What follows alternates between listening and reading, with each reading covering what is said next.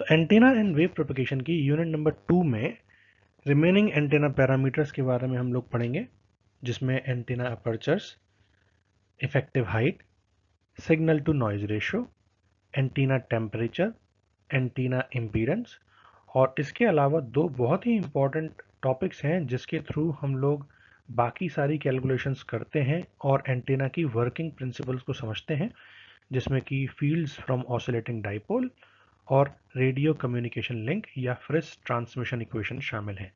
तो शुरू करते हैं one by one. Antenna aperture. Aperture मतलब एरिया।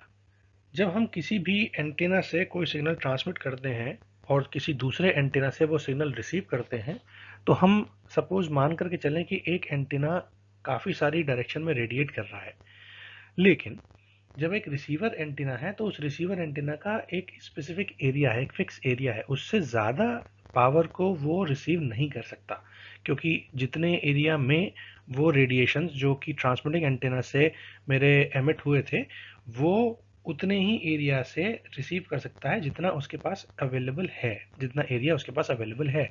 तो ऐसे केस में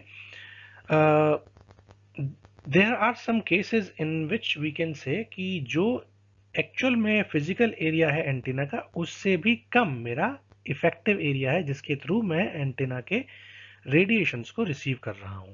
तो उसकी स्टडी करने के लिए हमने अपर्चर आइडेंटिफाई करे।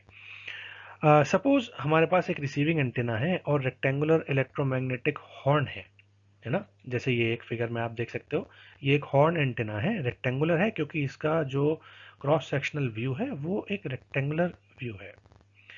इसमें अगर मैं बात करूं कि इसमें एमिट होने वाली इलेक्ट्रिक फील्ड इंटेंसिटी की डायरेक्शन कुछ इधर की तरफ है, from bottom to top parallelly across this plane. Uniform plane wave मैंने सजेस्ट करी है इस फिगर में। तो अगर पॉइंटिंग वेक्टर या power density, Poynting vector basically power density मुझे बताता है, वो अगर मैं देखूं कि कितने पावर पर यूनिट एरिया मेरे को मिल रही है, और अगर मैं उसका फिजिकल एरिया यानी ये जो रेक्टेंगुलर हॉर्न है इसका फिजिकल एरिया इसको देखूं, तो ये सपोज मैं मानता हूं एपी। तो उस एपी और इस पावर डेंसिटी में क्या रिलेशनशिप होगी वो हम आइडेंटिफाई कर सकते हैं, और उसके बेसिस पे कितनी पावर बेसिकली ये एक रिसीविंग एंटीना रिसीव कर सकता है उसकी कैलकुलेशन कर सकते हैं। अगर हम मान करके चलें कि एक हॉर्न जो ये एंटीना है ये सारी की सारी पावर अपने फिजिकल अपर्चर से एब्जॉर्ब कर सकता है, तो वो कितनी पावर होगी? That power is given by P is equals to E square upon Z times A P. यहां पर E that means electric field. E square क्यों करा मैंने? क्योंकि पॉइंटिंग वेक्टर जो S है मेरा वो होता है E क्रॉस H, E और H का मल्टीप्लाई। तो अगर मेरे पास H अवेलेबल नहीं है तो मैं E से H निकाल सकता हूं, that is by simply dividing E by Z। Z ये मेरा इम्पीडेंस है इस एंटीना का, और AP दैट मीन्स वो फिजिकल एरिया जिस फिजिकल एरिया से मैं अपनी पावर को रिसीव कर रहा हूं। तो लॉजिकली क्या हुआ, पॉइंटिंग वेक्टर यानी power density, power per unit area, तो अगर मुझे एक्चुअल में पावर निकालनी हो तो पावर पर यूनिट एरिया की मल्टीप्लाई अगर मैं एरिया से कर दूंगा तो मुझे पावर मिल जाएगी। वही सेम चीज मैं इसके थ्रू कैलकुलेट कर पा रहा हूं। हॉर्न एंटीना की इमेज को देख करके हम ये कह सकते हैं कि जो भी इलेक्ट्रोमैग्नेटिक हॉर्न एंटीना है वो जितनी पावर को एक्सट्रैक्ट कर पाएगा, रिसीव कर पाएगा, that will be proportional to the aperture area. और वो अपर्चर एरिया किसका होगा? जो उसका ओपनिंग एंड है, उसका माउथ है।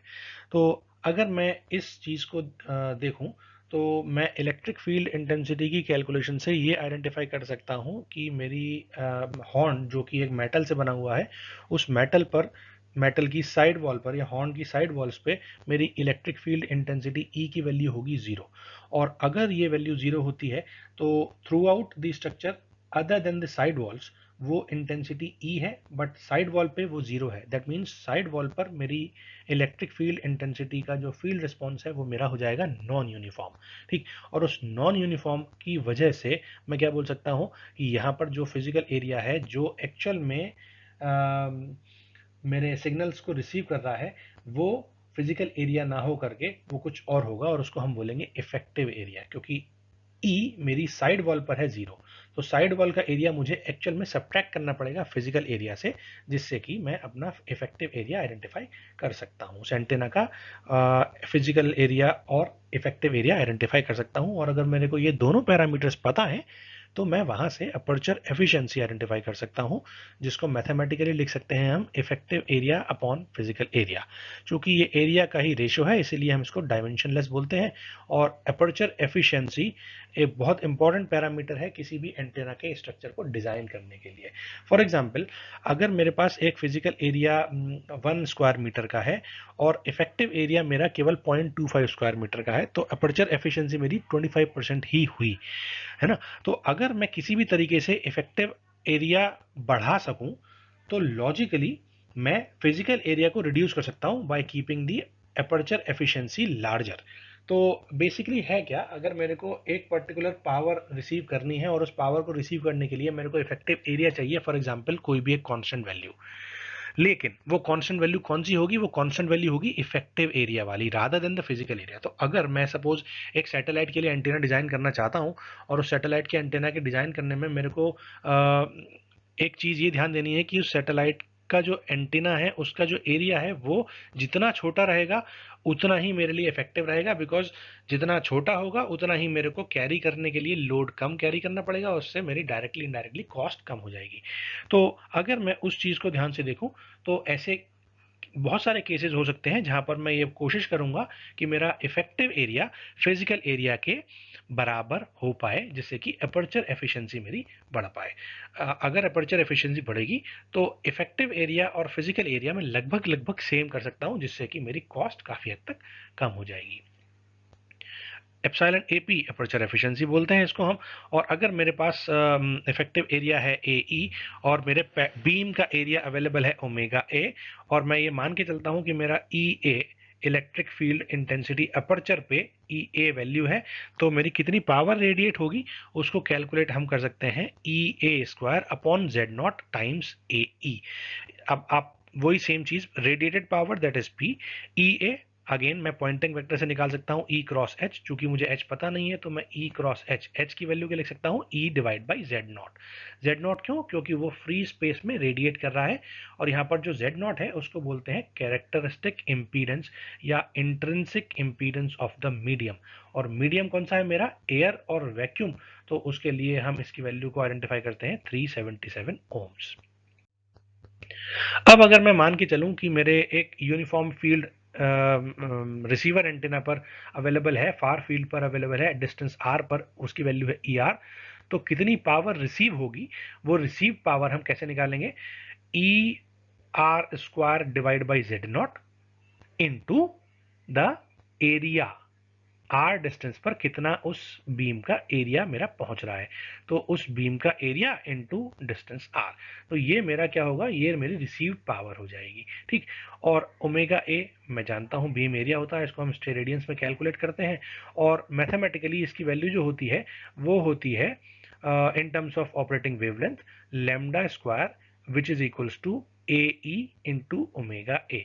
ये अपर्चर बीम एरिया रिलेशनशिप बोला जाता है, और ये एक बहुत इंपॉर्टेंट कॉन्सेप्ट है हमें डायरेक्टिविटी को, गेन को, या ओमेगा ए को, या इफेक्टिव एरिया को कैलकुलेट करने के लिए, ठीक है। तो lambda square equals to A E into omega A, और यहाँ पर अगर मैं ओमेगा ए, तो अगर डायरेक्टिविटी के एक्सप्रेशन में जो कि होता है d equals to 4 pi by omega A, अगर मैं इस ओमेगा ए बीम एरिया की वैल्यू को यहाँ से रख दूँ, लेमडा स्क्वायर से रख दूँ, तो ओमेगा ए कितना आ जाएगा, यहाँ से मेरा ओमेगा ए आ जाएगा, omega A will be equals to lambda square upon A E. ये वैल्यू अगर मैं यहाँ रख दूंगा तो ये इक्वेशन क्या हो जाएगी, 4 pi divide by lambda square into A E, और ये क्या है, ये बेसिकली डायरेक्टिविटी ही है। तो डायरेक्टिविटी को इन टर्म्स ऑफ इफेक्टिव एरिया, अगर मुझे ऑपरेटिंग वेवलेंथ जिस फ्रीक्वेंसी को मैं रेडिएट कर रहा हूँ उसकी पता है, तो मैं वहां से भी आइडेंटिफाई कर सकता हूँ यूजिंग दिस रिलेशन। अगर मैं आइसोट्रोपिक एंटेना बोलूं तो आइसोट्रोपिक एंटेना जो हाइपोथेटिकल एंटेना है वहां पर हम डायरेक्टिविटी 1 बोलते हैं, तो डायरेक्टिविटी अगर 1 है तो इफेक्टिव अपर्चर उसकी कितनी होगी, उसकी इफेक्टिव अपर्चर आप निकाल सकते हो, डायरेक्टिविटी की वैल्यू रख दो 1, लेमडा स्क्वायर अपॉन 4 पाई, और अगर मैं 1/4 पाई की वैल्यू देखूं तो ये होती है 0.0796 टाइम्स लैम्डा स्क्वायर। तो इफेक्टिव एरिया और ऑपरेटिंग वेवलेंथ, इन दोनों के बीच में रिलेशनशिप आइडेंटिफाई कर सकता हूं मैं किसी भी एरिया के लिए। जैसे आइसोट्रॉपिक एंटेना का डायरेक्टिविटी मुझे पता है, तो अगर किसी और एंटेना की डायरेक्टिविटी मुझे पता होगी, I can simply replace the value with this D and I can calculate the relationship between A E and lambda square.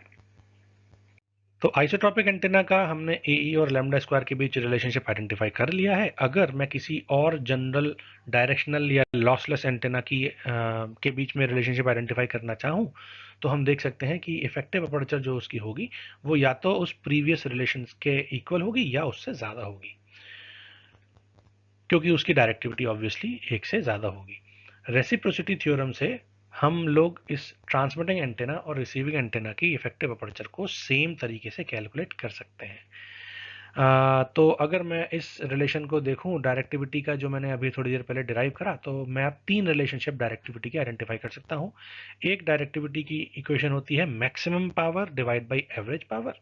दूसरा होता है 4 पाई डिवाइड बाई ओमेगा ए, 4 पाई यानी आइसोट्रॉपिक एंटेना का बीम एरिया और मेरा डायरेक्शनल एंटेना ओमेगा ए का beam area, है ना। और तीसरा रिलेशन जो मैंने अभी in terms of effective aperture identify करा है, तो वो मैंने d equals to 4 pi A E divide by lambda square, ये मैं आइडेंटिफाई कर सकता हूं। तो तीन तरीके हैं, या तो मैं पैटर्न से आइडेंटिफाई कर सकता हूं डायरेक्टिविटी, या मैं बीम एरिया से आइडेंटिफाई कर सकता हूं, या फिर मैं उस एंटेना के इफेक्टिव एरिया से डायरेक्टिविटी आइडेंटिफाई कर सकता हूं। तो अब हम डिस्कस करते हैं इफेक्टिव हाइट। अभी जो हमने डिस्कस करा वो एक एंटेना था जिसका एक फिजिकल एरिया था। फॉर एग्जाम्पल, अगर किसी एंटेना का फिजिकल एरिया ना हो, वो एक डाइपोल एंटेना टाइप का हो जिसमें बहुत छोटा सा स्ट्रक्चर है और लीनियर है। लीनियर इन द सेंस मतलब एक लाइन की फॉर्म में, एक वायर की फॉर्म में है, तो ऑब्वियसली उसका इफेक्टिव एरिया तो हम कैलकुलेट नहीं कर पाएंगे। तो इफेक्टिव एरिया कैलकुलेट नहीं कर पाएंगे तो ऑब्वियसली इफेक्टिव एरिया जैसी कोई ना कोई पैरामीटर तो उस एंटेना के लिए भी अप्लाई होगा। तो वो जो पैरामीटर है उसको बोलते हैं इफेक्टिव हाइट।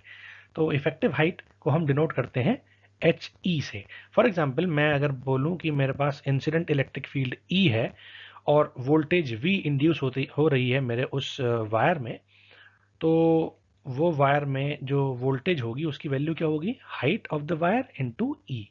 ऑब्वियसली ये हम जानते हैं, ई डॉट डी एल से वी कैन इजीली कैलकुलेट। अब अगर मेरे h की वैल्यू आइडेंटिफाई करनी हो मेरे को, तो h की वैल्यू कैसे निकालेंगे हम, h equals to simply v upon E हो जाएगा। और अगर मैं इस फिगर में करंट डिस्ट्रीब्यूशन को देखूं, तो अगर इस करंट डिस्ट्रीब्यूशन में को देखूं और अगर मैं L की वैल्यू को for example half wave length lambda by 2 identify करता हूं, तो लैम्डा बाई 2 के लिए ये क्या होगा, अगर साइनोसॉइडल करंट है तो एक आधी वेव पूरी कंप्लीट साइकिल की आधी साइकिल बेसिकली इस एंटेना के एंड्स पर मेरे को दिखेगी। Remaining other sides will be applicable for the remaining clock cycle, है ना। तो आधी साइकिल मेरे को अगली क्लॉक साइकिल पर अवेलेबल होगी। तो अगर मैं यहाँ पर इन दोनों स्ट्रक्चर को देखूं, तो एक तरीका ये हो सकता है कि अगर मैं साइनोसॉइडल करंट डिस्ट्रीब्यूशन लूं, तो साइनोसॉइडल करंट डिस्ट्रीब्यूशन के लिए एवरेज करंट कितनी हो जाएगी, आप उसको निकाल सकते हो। अगर इसकी मैक्सिमम वैल्यू है 1, तो average value for one half of the cycle that will B 0.64। और अगर मैं ट्राइंगुलर करंट डिस्ट्रीब्यूशन लेता हूं, फॉर एग्जांपल स्टार्टिंग और एंड पॉइंट पर इसकी वैल्यू 0 है और इसके मिड पॉइंट पर इसकी वैल्यू मैक्सिमम है, तो ऐसे केस में इसकी एवरेज वैल्यू हो जाएगी 0.5 अगर इसकी वैल्यू 1 है तो ऑटोमेटिकली हम इन वैल्यूज के थ्रू अपनी इफेक्टिव हाइट आइडेंटिफाई कर सकते हैं। फॉर एग्जांपल, डाइपोल के करंट डिस्ट्रीब्यूशन यूनिफॉर्म है, तो और उसकी हाइट है L। अगर मैं बोलूं तो मैं एवरेज वैल्यू साइनोसॉइडल स्ट्रक्चर के लिए कैसे निकालता हूँ, 2 अपॉन पाई। पाई क्यों, क्योंकि मैंने आधी क्लॉक साइकिल ली है और उसकी वैल्यू आई 0.64, तो ये मैक्सिमम वैल्यू है। तो मैं h को इन टर्म्स ऑफ L आइडेंटिफाई कर सकता हूँ 0.64 L। एक तरीका है सिंपल सा। अगर ट्राइंगुलर डिस्ट्रीब्यूशन है तो उस ट्राइंगुलर डिस्ट्रीब्यूशन के लिए हम ये बोल सकते हैं, ट्राइंगुलर डिस्ट्रीब्यूशन के केस में एवरेज करंट हो जाएगी 0.5, तो उस केस में एवरेज हाइट मेरी जो हो जाएगी यहाँ पर 0.64 L लिया था, 0.64 मतलब एवरेज करंट वैल्यू। तो ट्रांसमिशन अगर करंट का डिस्ट्रीब्यूशन जो है वो ट्राइंगुलर है, तो उस ट्राइंगुलर के लिए एवरेज करंट होगी 0.5 और इफेक्टिव हाइट कितनी हो जाएगी 0.5 L। दूसरा तरीका है हम इफेक्टिव हाइट को कुछ इस तरीके से भी कैलकुलेट कर सकते हैं। यहां पे भी मैंने ऐसे ही कैलकुलेट करा है। देखा जाए तो करंट डिस्ट्रीब्यूशन मैंने निकाला और उस करंट डिस्ट्रीब्यूशन से मैंने उसकी एवरेज वैल्यू आइडेंटिफाई कर ली थ्रू आउट द इंटीग्रेशन, और फिर उसके बाद आई नॉट उसकी मैक्सिमम वैल्यू से डिवाइड कर दिया। तो ये बेसिकली मेरे को इफेक्टिव हाइट निकालने का तरीका मिल गया using the physical height of the antenna. अब यहां पर एच ई मेरा इफेक्टिव हाइट है, एच पी फिजिकल हाइट है, आई एवरेज एवरेज करंट है और आई जीरो मेरी मैक्सिमम करंट है। अगर मैं इस एंटीना के इफेक्टिव हाइट के पैरामीटर को देखूं तो ये टावर टाइप एंटीना जो होते हैं, जैसे डाइपोल एंटीना है या लॉन्ग वायर एंटीनाज हैं, ये सारे टावर टाइप एंटीनाज में मैं इफेक्टिव हाइट के प्रिंसिपल को इस्तेमाल करूंगा। और अगर किसी एंटीना का एक एरिया है वो मुझे पता है, जैसे पैराबोलॉइडल रिफ्लेक्टर है या आगीउदा एंटीना है, हॉर्न एंटीना है, इन सारे एंटीनाज के लिए मैं इफेक्टिव एरिया को इस्तेमाल करूंगा रादर देन इफेक्टिव हाइट। अब अगर मैं रेडिएशन रेजिस्टेंस आर को मैच कर दूं इसके लोड रेजिस्टेंस से, अब ये रेडिएशन रेजिस्टेंस क्या होता है इसको हम जस्ट थोड़ी देर बाद अभी डिस्कस करेंगे। तो उसके लोड रेजिस्टेंस यानी एंटीना पर जो मैंने लोड लगा रखा है उस लोड रेजिस्टेंस के बराबर कर दूं रेडिएशन रेजिस्टेंस को, तो कितनी पावर डिलीवर होगी लोड पे वो हम कैलकुलेट कर सकते हैं इस तरीके से। हमें मैक्सिमम पावर ट्रांसफर थ्योरम से पता है वी स्क्वायर बाई 4R, तो V divide by 4R, R मतलब रेडिएशन रेजिस्टेंस, तो ये मेरी मैक्सिमम पावर डिलीवर होगी लोड पर। और अगर मैं V को देखूं तो V की वैल्यू क्या है in terms of height, that is H E times E, है ना, effective height times E square. तो आप H E square divide by E square, H E square into E square divide by 4R लिख सकते हो। और उसके बाद मैं इफेक्टिव अपर्चर को आइडेंटिफाई कर सकता हूं। इफेक्टिव अपर्चर को हमने in terms of Poynting vector S calculate करा था, that is E square into A square upon Z nought. ठीक है, अब अगर मैं इन दोनों इक्वेशंस को इस्तेमाल कर लूं तो पावर तो मेरी सेम है ना, तो अल्टीमेटली राइट साइड वाला पोर्शन भी सेम ही होगा।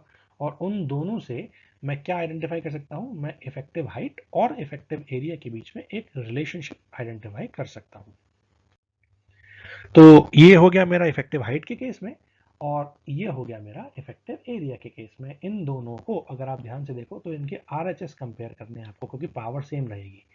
तो अगर आप इन दोनों को कंपेयर करो तो ई स्क्वायर से ई स्क्वायर कैंसिल आउट कर सकते हो, क्या बचेगा, H E square effective height का square in divide by 4R equals to A E upon Z naught. तो वहां से आप एच ई को आइडेंटिफाई कर सकते हो कुछ इस तरीके से। एच ई क्या हो जाएगा, 4R को आप उधर ले जाओ, है ना, 4R का जब आप एच ई स्क्वायर है तो एच ई निकालोगे तो अंडर रूट करोगे, अंडर रूट 4 का होता है 2, 2 बाहर आ जाएगा और बाकी सब कुछ अंदर आ जाएगा अंडर रूट के। तो this will become RR into A E divide by Z not का अंडर रूट इंटू 2। तो ये मेरा इफेक्टिव हाइट का एक्सप्रेशन बन जाएगा। सिमिलरली अगर मुझे ए ई आइडेंटिफाई करना हो तो ए ई को मैं आइडेंटिफाई कर सकता हूं, तो मैं जेड नॉट को उधर ले जाऊंगा, तो this will become H E square into Z not divide by 4RR। तो ये दो रिलेशनशिप हैं मेरे इफेक्टिव एरिया और इफेक्टिव हाइट को कैलकुलेट करने के लिए। फॉर एग्जाम्पल किसी एंटेना का एरिया मेरे को पता है, इफेक्टिव एरिया मेरे को पता है, और उसको सिमिलर डाइपोल एंटेना से मेरे को रिप्लेस करना हो, तो उसके केस में क्या करना पड़ेगा, मुझे उस डाइपोल एंटेना की इफेक्टिव हाइट निकालनी पड़ेगी। तो उस इफेक्टिव हाइट को इन terms of effective area identify कर सकता हूँ यूजिंग दिस रिलेशन, और फिर वहां से मैं ये बोल सकता हूँ कि अगर मुझे इस एरिया के एंटेना को रिप्लेस करना है डाइपोल एंटेना से, तो मुझे उस डाइपोल एंटेना की इफेक्टिव हाइट लगभग इतनी चाहिए होगी। तो इफेक्टिव हाइट और इफेक्टिव एरिया के बीच में ये जो रिलेशनशिप है, ये इंट्रिंसिक इम्पीडेंस फ्री स्पेस का, क्योंकि फ्री स्पेस में हम लोग रेडिएट कर रहे हैं, अगर किसी मीडियम में रेडिएट कर रहे हैं तो उस मीडियम का इम्पीडेंस आ जाएगा, और R R that is radiation resistance इन दोनों पर भी डिपेंडेंट करेगी। रेडिएशन रेजिस्टेंस क्या होता है, तो रेडिएशन रेजिस्टेंस एक ऐसा इमेजिनरी या फिक्टिशियस रेजिस्टेंस है जिसको अगर मैं एक एंटेना के सर्किट के साथ सीरीज में लगा दूं तो वो उतनी ही पावर कंज्यूम करेगा जितना कि वो एंटेना रेडिएट कर रहा है। क्या मतलब हुआ, मेरे पास एक एंटेना है, उस एंटेना का जो भी रेजिस्टेंस है रेडिएशन रेजिस्टेंस, क्योंकि देखो होता क्या है, जब कोई भी wave electromagnetic wave free space में रेडिएट करेगी तो ऑब्वियसली फ्री स्पेस का एक इंट्रिंसिक या कैरेक्टरिस्टिक इम्पीडेंस है। मैं क्या चाहूँगा, मैं ये चाहूँगा कि मैं उस एंटेना से, जिस एंटेना से ट्रांसमिट कर रहा हूँ, वहाँ से फ्री स्पेस में ट्रांसमिट कर रहा हूँ, तो उन दोनों के एरिया में, उन दोनों के रेडिएशन रेजिस्टेंस मैच हो। क्योंकि अगर मेरी रेजिस्टेंस या इम्पीडेंस मैचिंग होती है तो मैं ये जानता हूँ कि मेरी मैक्सिमम पावर ट्रांसफ़र होती है।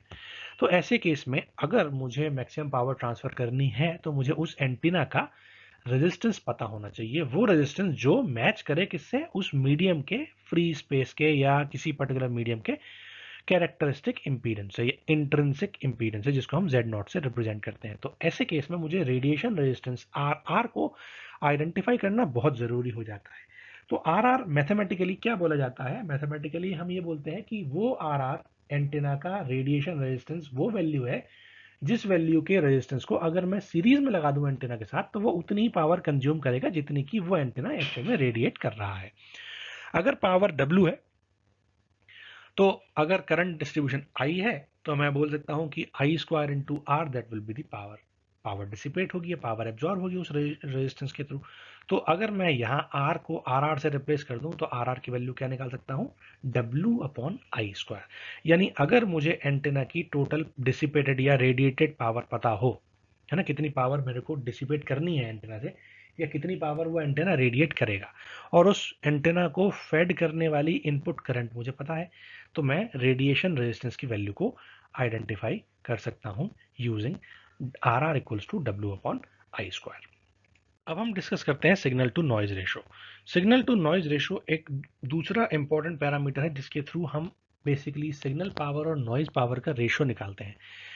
एक सिग्नल जब एंटेना को फेड करा गया तो उस एंटेना के इनपुट पर जो सिग्नल लगाया गया और कितना सिग्नल पावर वो बेसिकली रेडिएट कर पाया वो एंटेना, तो जितनी पावर रेडिएट करी उसने और कितनी इनपुट पावर थी, अगर मैं उन दोनों का रेशो निकालूंगा तो वो मुझे बताएगा उस एंटेना की एफिशिएंसी। लेकिन उस पावर में क्या कुछ ऐसा कंपोनेंट है जो कि उस एंटेना के स्ट्रक्चर ने ऐड कर दिया? एंटेना के अंदर इलेक्ट्रॉनिक कंपोनेंट्स भी होंगे बहुत सारे, उससे पहले जो एम्पलीफायर्स लग रहे हैं, उससे पहले जो भी सर्किटरी लग रही है, उसकी वजह से कोई ना कोई नॉइज ऐड होगी, तो वो नॉइज भी तो बेसिकली ट्रांसमिट हो रही है। तो अल्टीमेटली अगर मुझे उस सिग्नल और नॉइज का रेशो निकालना हो तो आइडेंटिफाई करना हो कि कितनी नॉइज बेसिकली मेरे इनपुट सिग्नल से आउटपुट तक आते आते ऐड हो गई, उसको कैलकुलेट करने के लिए एक पैरामीटर है, उसको बोलते हैं signal to noise ratio. Signal to noise ratio basically unwanted signal या जो भी मिक्सिंग हो रही है, किसी भी तरीके की मिक्सिंग हो रही है मेरे सिग्नल के अंदर, वो सिग्नल की मिक्सिंग या अनवांटेड सिग्नल को, डिविएशन को शो करने का एक आसान तरीका है। Mathematically signal power that is fed to the network, कितनी मैंने नेटवर्क को, एंटेना के नेटवर्क को फेड करी थी, इनपुट दी थी, और कितनी नॉइज पावर मेरी उस सिग्नल के साथ एसोसिएटेड हो गई, उन दोनों को के रेशो को ये बताता है SNR। ये detection capability of the system भी शो करता है कि कितनी बेसिकली मैं अपने सिग्नल की पावर को डिटेक्ट कर सकता हूँ। फॉर एग्जांपल एक सिग्नल है जो मैंने इनपुट दिया था, उसके अंदर काफ़ी सारी नॉइज ऐड हो गई because of any of the reason. तो जो भी रिसीवर है, उस रिसीवर पे जो भी एंटेना है, जो भी स्ट्रक्चर लगा हुआ है, जो भी डिवाइसेस लग रखी हैं, उन डिवाइसेस के थ्रू वो सारा का सारा नॉइज वाला सिग्नल रिसीव हो गया। लेकिन जब उसने अल्टीमेटली उस नॉइज वाले सिग्नल से अपने सिग्नल की पावर को कैलकुलेट करने की कोशिश करी तो पता लगा सिग्नल की पावर तो बहुत कम है, नॉइज पावर बहुत ज़्यादा है। तो ये एक ऐसा पैरामीटर है जिसके थ्रू हम आइडेंटिफाई कर सकते हैं कि वो signal after the addition of an unwanted signal, noise के एडिशन से जो सिग्नल करप्ट हुआ है, वो करप्ट सिग्नल से मैं वाकई में अपने सिग्नल को रिकवर कर सकता हूं, यानी मैं अपने ओरिजिनल सिग्नल को डिटेक्ट कर सकता हूं, हाँ या ना, वो बताता है मुझे कौन, सिग्नल टू नॉइज रेशो के थ्रू मैं ये चीज आइडेंटिफाई कर सकता हूं। Signal to noise ratio SNR को हम लिखते हैं S/N। S is the signal power, N is the noise power. लेकिन अगर मेरे इनपुट सिग्नल में पहले से ही नॉइज मिक्स्ड थी, फॉर एग्जाम्पल मैं अपने वॉइस को कन्वर्ट कर रहा हूँ इलेक्ट्रिकल सिग्नल में, तो इलेक्ट्रिकल सिग्नल में कन्वर्ट करते टाइम ही वो नॉइज ऐड हो गई और उसके बाद मैंने उस इलेक्ट्रिकल सिग्नल को एंटेना को इनपुट दे दिया, तो ऑटोमेटिकली वो नॉइज़ तो मेरे पहले ही ऐड हो गई ना कन्वर्जन के टाइम पे। तो ऐसे टाइम पे अगर मुझे एसएनआर निकालना हो तो SNR will not be an effective parameter. क्यों? क्योंकि वो इनपुट सिग्नल को क्या मानेगा, इनपुट सिग्नल के अंदर ही ऑलरेडी नॉइज़ है। तो ऐसे केस में हम दूसरा पैरामीटर नॉइज़ फिगर आइडेंटिफाई करते हैं, और नॉइज़ फिगर जो है वो बेसिकली क्या होता है, इनपुट पर एसएनआर की वैल्यू कितनी है और आउटपुट पर एसएनआर की वैल्यू कितनी है, उन दोनों का रेशो होता है। तो simple F equals to input पर एसएनआर की वैल्यू यानी SNR at the input S I by N I, और आउटपुट पर एसएनआर की वैल्यू मतलब S O by N O. तो हम फिगर ऑफ मेरिट से अपने सिग्नल टू नॉइज रेशो की वैल्यू इनपुट पर और आउटपुट पर वहां से आइडेंटिफाई कर सकते हैं कि मेरा कितना एसएनआर अवेलेबल है अलग अलग इनपुट या आउटपुट साइड पर। अब बात करते हैं एंटीना टेम्परेचर की।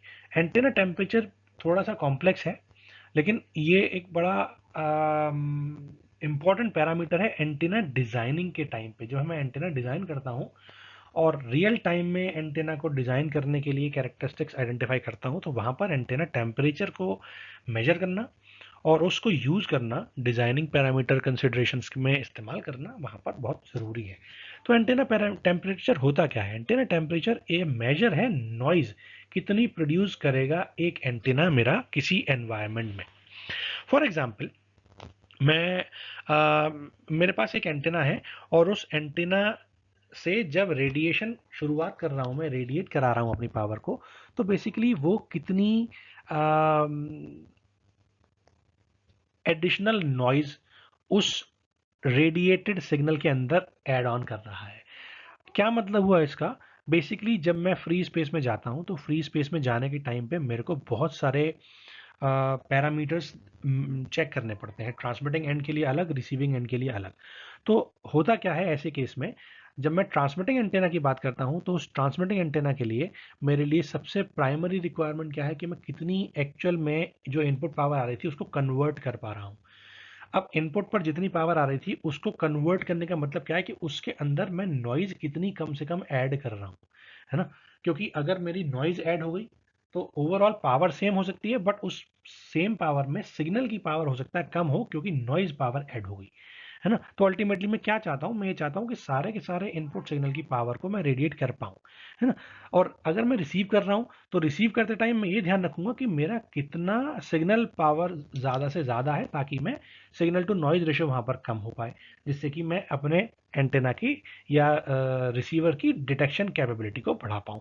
तो वो एंटेना का टेम्परेचर मुझे बताएगा बेसिकली कि कितनी नॉइज बेसिकली इस एंटेना से ऐड हुई है। तो वो एंटेना की नॉइज जो ऐड हुई है वो मैं अपने रिसीवर साइड पे कंसिडरेशन में लूंगा, क्योंकि ये एंटेना बेसिकली इतनी पावर ऐड ऑन ऑलरेडी कर चुका है। ये एक फिजिकल टेम्परेचर नहीं है, ये एक फिक्टिशियस टेम्परेचर काइंड ऑफ है, क्योंकि इसके थ्रू हम आइडेंटिफाई करते हैं कि उस एंटेना ने कितनी नॉइज जनरेट करी। ये टेम्परेचर डिपेंड करेगा उस एंटेना का गेन कितना है, उस एंटेना का रेडिएशन पैटर्न कितना है और उस एंटेना की नॉइज कितनी है जो कि सराउंडिंग एनवायरनमेंट से उसने पिक करी है। फॉर एग्जांपल, उसके आसपास और इलेक्ट्रोमैग्नेटिक इंटरफेरेंस वाले बहुत सारे सर्किट्स हैं, दूसरे एंटेनाज भी हैं, है ना? अलग अलग टाइप के एंटेनाज हैं। या वहाँ पर ह्यूमिडिटी ज़्यादा है, नमी ज़्यादा है, वहाँ पर सपोज ऐसे एरिया में है जहाँ पर लाइव वायर इलेक्ट्रिसिटी के वो जा रहे हैं, है ना, हैवी करंट के लिए, या वहाँ पर कुछ और इलेक्ट्रॉनिक इक्विपमेंट्स या कंपोनेंट्स अवेलेबल हैं, या ऐसे टाइम पर जब लाइटनिंग हो रही है या वेदर थोड़ा स्टॉर्मी है, ऐसे केस में वहाँ पर नॉइज़ अलग अलग हो भी सकती है। तो ये उन सारे पैरामीटर पर डिपेंड करता है। एंटीना टेम्परेचर को हम मैथमेटिकली रिप्रेजेंट कर सकते हैं इस तरीके से। यहाँ पर ये जो टेम्परेचर है, एंटीना टेम्परेचर, ये है मेरा टी ए, और मैं average over the sphere identify कर रहा हूँ, इसलिए मैं 1/4 पाई से डिवाइड कर रहा हूँ just to get the average value of the antenna temperature. यहाँ पर मैं टेम्परेचर डिस्ट्रीब्यूशन को और आर, है ना, उन दोनों को obviously along the theta along the omega A radiate कर रहा हूँ फॉर एंटायर सर्किल 0 से 2 पाई और 0 से पाई। 0 से 2 पाई मतलब फाई की वैल्यू, और 0 से 2 पाई मतलब थीटा की वैल्यू। तो उन दोनों की वैल्यू के लिए मैं इसको आइडेंटिफाई कर रहा हूँ एवरेज सेंस में over the entire circle, over the entire sphere, वो मेरा एंटीना टेम्परेचर है। ये टेम्परेचर मुझे क्या बताता है कि temperature surrounding the antenna is integrated over the entire sphere, है ना। जो भी टेम्परेचर सराउंडिंग थी, टी थीटा फाई था टेम्परेचर, थीटा फाई के अलॉन्ग जो भी सराउंडिंग थी टेम्परेचर की, है ना, वो एंटेना का टेम्परेचर सराउंडिंग मैंने एंटायर स्फीयर के लिए इंटीग्रेट कर दिया, इंटीग्रेट करा, है ना, और उसको वेट करा एंटीना के रेडिएशन पैटर्न से। आर जो था वो मेरा क्या था, रेडिएशन पैटर्न, एनर्जी, पावर, कुछ भी जो भी आपका मन करे आप उसको कंसिडर कर सकते हो। तो उस रेडिएशन पैटर्न से मैंने वेटेड कर दिया, है ना। अब अगर एक आइसोट्रॉपिक एंटीना है तो वो यूनिफॉर्मली वेटेड होगा। अगर वो आइसोट्रॉपिक नहीं है, वो एक स्पेसिफिक डायरेक्शन में किसी एक स्पेसिफिक थीटा और फाई के लिए अवेलेबल है, या उस थीटा और फाई की स्पेसिफिक रेंज के लिए अवेलेबल है, तो ऑटोमेटिकली उस डायरेक्शन में मैं उसको ज़्यादा वेट दूंगा साइड लोब्स में और बैक लोब्स में as compared to other major lobe कम मैं उसको वेट दूंगा। इसका मतलब क्या हुआ कि एक आइसोट्रॉपिक जो एंटीना है वो उसका नॉइज टेम्परेचर जो है वो एवरेज होता है all temperatures around the antenna, क्योंकि उसमें कोई भी वेटेड एंटेना के रेडिएशन पैटर्न का वेटेज नहीं है, शामिल नहीं है, ठीक है। लेकिन अगर एक डायरेक्शनल एंटेना है ना, फॉर एग्जांपल पेंसिल बीम, ठीक, पेंसिल बीम मतलब एक मेजर लोब है, और उस मेजर लोब का अगर मैं क्रॉस सेक्शनल एरिया देखूंगा तो उसमें थीटा और फाई दोनों में मेरे को सर्किल मिलेगा, है ना। इसका जो क्रॉस सेक्शनल एरिया है वो थीटा प्लेन और फाई प्लेन दोनों में ही मेरे को सर्किल मिलेगा, उसको पेंसिल बीम एंटेना बोलते हैं। तो अगर किसी डायरेक्शनल एंटेना के लिए मैं देखूं तो डायरेक्शनल एंटेना के लिए एंटेना का टेम्परेचर उस जगह पर डिपेंड करेगा, उस टेम्परेचर पर डिपेंड करेगा जिसकी तरफ वो देख रहा है। फॉर एग्जांपल एंटेना का रेडिएशन पैटर्न इस डायरेक्शन में है, तो इस डायरेक्शन में कितना टेम्परेचर है उस एंटेना के करस्पॉन्डिंग, वो एंटेना टेम्परेचर मेरा कैलकुलेशन में आएगा, और वहीं से उसी रीजन की वजह से जो नॉइज ऐड होगी वो ऐड होगी, ठीक है। अगर मैं टेम्परेचर और बीम बैंडविड्थ के बारे में रिलेशनशिप आइडेंटिफाई करना चाहूँ तो नॉइज पावर के थ्रू मैं इस रिलेशनशिप को आइडेंटिफाई कर सकता हूँ। Noise power PT can be equals to K, that is Boltzmann constant, into TA, that is antenna temperature, into B, that is bandwidth. Boltzmann constant की वैल्यू होती है 1.38 इंटू 10⁻⁻23 जूल्स पर केल्विन। तो मैं इस तरीके से नॉइज पावर को इन terms of antenna temperature and bandwidth identify कर सकता हूँ। अब बात करते हैं रेडियो कम्युनिकेशन लिंक की। रेडियो कम्युनिकेशन लिंक में सपोज फॉर एग्जांपल मेरे पास एक ट्रांसमिटिंग एंटेना है और एक रिसीविंग एंटेना है। ट्रांसमिटिंग एंटेना ट्रांसमीटर साइड पर लगा रखा है मैंने, और रिसीविंग एंटेना रिसीवर साइड पर लगा रखा है मैंने। ट्रांसमिटिंग एंटेना और रिसीविंग एंटेना आर डिस्टेंस से सेपरेटेड है, और वो एक सेम प्लेन में है, ऐसा मैं एज्यूम करके चल रहा हूँ, और सेम ही हाइट के हैं। ट्रांसमिटिंग एंटेना जो पावर ट्रांसमिट कर रहा है वो है पीटी, और रिसीवर एंटेना जो पावर रिसीव कर पा रहा है वो है पी आर। जीटी उस ट्रांसमिटिंग एंटेना का गेन है और जी आर उस रिसीविंग एंटेना का गेन है। अब अगर मुझे इस P T, G T, G R, P R के बीच में रिलेशनशिप आइडेंटिफाई करनी हो तो उस आइडेंटिफिकेशन के लिए मैं रेडियो कम्युनिकेशन लिंक एक प्रोसेस का इस्तेमाल करूंगा। बेसिकली है क्या, मैं इस ट्रांसमिटिंग एंटेना को मानता हूं कि ये मेरा एक आइसोट्रॉपिक एंटेना है, दैट मीन्स ये सब डायरेक्शन में रेडिएट कर रहा है। जब सब डायरेक्शन में रेडिएट करेगा तो उसकी टोटल पावर हम कैसे निकालेंगे, पावर डेंसिटी से निकालेंगे, पावर पर यूनिट एरिया से निकालेंगे। उसको कैलकुलेट करने का क्या तरीका है, the power density is equals to the total power PT divide by 4πr²।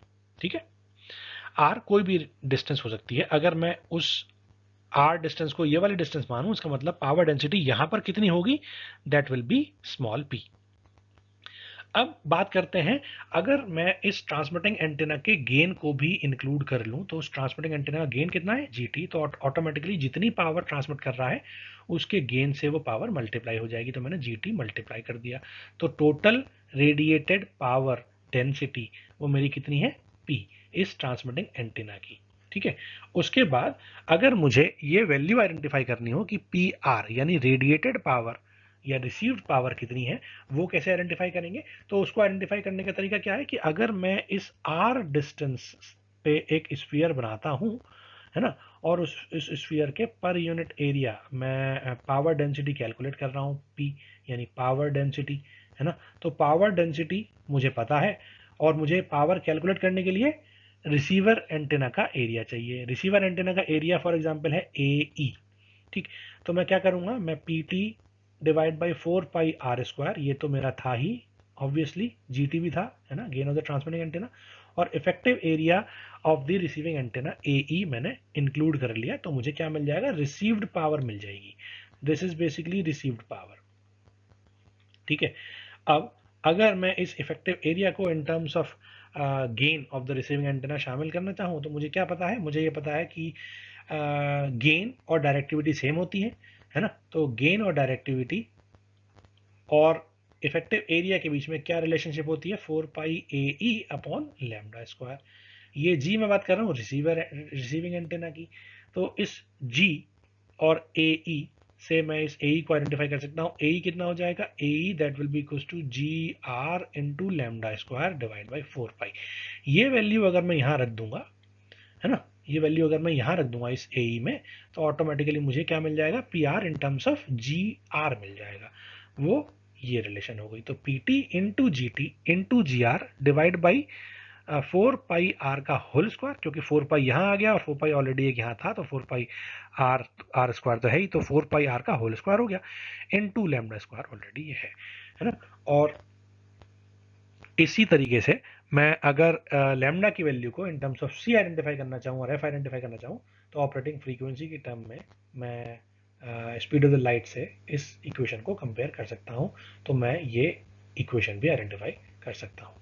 In equations को हम बेसिकली बोलते हैं फ्रिस ट्रांसमिशन इक्वेशन, क्योंकि बेसिकली कितना पावर ट्रांसमिट हुआ उस एंटेना से, है ना, वो कैसे कैलकुलेट करेंगे, using this Friis transmission equation या फ्रिस ट्रांसमिशन फॉर्मूला। ठीक है, ये बेसिकली ट्रांसमिटेड पावर और रिसीव्ड पावर का रेशियो भी मुझे बताता है। तो ट्रांसमिटेड पावर कितनी है, PT अपॉन रिसीव्ड पावर कितनी है, PR। और अगर मैं उन दोनों का रेशियो आइडेंटिफाई करना चाहूं, तो मैं लिख सकता हूं कि that will be equals to 4 pi R whole square divide by GT GR lambda square, है ना। GR को इन टर्म्स ऑफ AE या फिर GT को भी इन terms of effective area represent कर सकते हैं, तो वो भी एक दूसरा एक्सप्रेशन हम इजीली डिराइव कर सकते हैं using this direct relationship between directivity and gain, keeping in mind कि हम यहाँ मान के चल रहे हैं मेरे एंटेना की एफिशिएंसी, अपर्चर एफिशिएंसी ऑलमोस्ट 1 है, कांस्टेंट है, जिससे कि मेरा डायरेक्टिविटी और गेन सेम है। इसके बाद हम चलते हैं ऑसिलेटिंग डाइपोल्स की फील्ड्स पे। तो fields from an oscillating dipole, suppose मेरे पास एक डाइपोल है, डाइपोल मतलब एक पॉजिटिव और negative charge separated by a small distance d। ठीक है, तो for example time t equal to 0 पर इन दोनों के बीच की डिस्टेंस थी इतनी, लेकिन ये ऑसिलेट कर रहे हैं। ऑसिलेट का क्या मतलब है कि ये प्लस वाला थोड़ी देर बाद ये नीचे आ रहा है और ये ऊपर की तरफ जा रहा है। एक टाइम ऐसा आएगा जब ये क्रॉस करेंगे एक दूसरे को, और उसके बाद ये ऊपर पहुंच जाएगा और ये नीचे आ जाएगा।